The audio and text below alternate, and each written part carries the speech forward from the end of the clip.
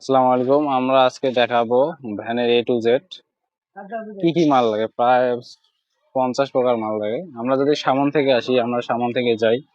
এখানে লাইট, এখানে আপনার মিটার, চাবি, পিক আপ, লুকিং গ্লাস, তারপরে আপনার চাপা, এদিকে একটা চাপা রয়েছে, এগুলো সম্পর্কে তো হয়তো জানেন। সেট আপনার এখানে শকআপ সেট এবং মার্কেট, আবার রিম এবং টায়ার। এখানে 14 3 25 14 টায়ার লাগানো আছে, একটা হাফস একটা স্প্যান্ডেল। এই হচ্ছে মূলত সামনের সেট। এখানে রয়েছে হরেন এবং নিচে একটা লাগানো আছে লাইট, এই দেখতে পাচ্ছেন লাইট।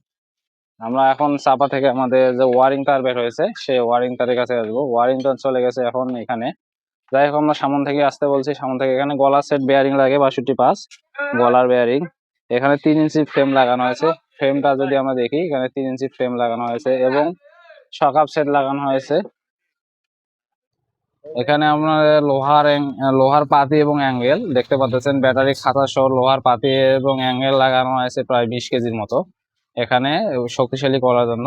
এখন আমরা যদি এখানে আসি, এটা রয়েছে আপনার সিট টানা, দেখেন সিট টানা এবং অনেক শক্তিশালী 8 মিলি সিট টানা ব্যবহার আছে। এবং এখানে রয়েছে আমাদের বডি বাজু, এখানে বডি বাজু এদিকে একটা আছে, ওটা টাইট দেওয়ার কারণে হয় নাই। এখানে আপনাদের লাগানো হয়েছে কন্ট্রোলার এবং চেসিসটা দেখেন। এর চাপ 3 ঘাট চাপ রয়েছে দুইটা এবং একটা ডায়োড। এদিকে আমরা যদি আসি টায়ারে, পিছনের টায়ারে এখানে লাগানো হয়েছে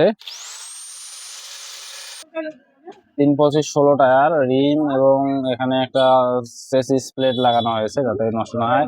এখানে মার্কেট লাগা আছে, বড় মার্কেটটা। এখানে যদি আমরা আসি স্প্রিং পাতি নিচে রয়েছে আমাদের ব্রেক সেট। দেখেন এখানে ব্রেক সেট।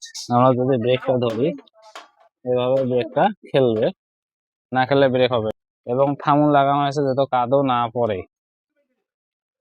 ব্যাটারি, এখানে স্প্রিং এর কথা তো আগে বলছি। এখানে ব্যাটারি লাগানো আছে 5টা, দেখতে পাচ্ছেন বড় ব্যাটারি, অর্থাৎ এগুলো একটা করে ব্যাটারি 19 কেজি করে লাগানো হয়েছে। এটার সাথে আমাদের কাজ করতেছে। এটা আছে আমাদের মিশুক সেট। এখানে 2500 ওয়াট মোটর, 48 থেকে 60 ভোল্ট। এবং এই নিচে দেখেছেন একটা স্প্রিং লাগানো হয়েছে যাতে ব্রেকটা একটু হার্ড শক্তিশালী হয়। আমরা এখানে দেখি ইউ বল এবং এটা কি বলে, টিউবওয়েলের সাথে বুটকা এবং কাঠ দেওয়া আছে। পাশে পিছন বাতি ব্যাক লাইট আমরা দেখতে পাচ্ছেন। এই হচ্ছে বিস্তারিত। নাট বল্টু সহ হিসাব করলে আমাদের অনেক প্রকার মাল মনে করেন যে লেগে যায়। আমরা যদি নাট বল্টু হিসাব করি, নাট বল্টু প্রায় 1 ইঞ্চি থেকে শুরু করে 7 ইঞ্চি পর্যন্ত নাট বল্টু ব্যবহার করা হয়েছে। এই হচ্ছে একটি ভ্যানের বিস্তারিত। আমরা এখানে এখানে বডিটা এখনো কাজ করার বাকি, বডিটা কাজ করলে ক্লিয়ার হয়ে যাবে।